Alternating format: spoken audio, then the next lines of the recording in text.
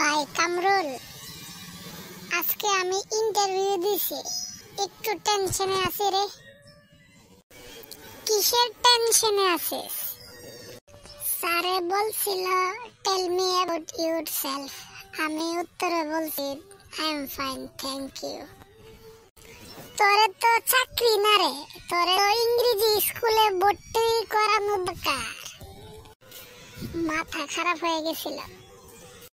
তোর কথা কি কমু, তুই তো বাংলাতেও কনফিউজ, আর ইংরেজিতে তো তুই হার্ট অ্যাটাকের মত।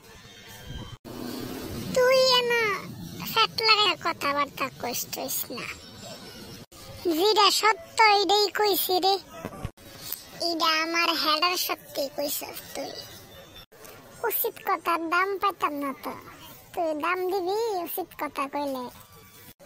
তুই উচিত কইলে না তোরে উচিত দাম দিতাম। তোর কথাটা এটা কি উচিত কথাই কইছ?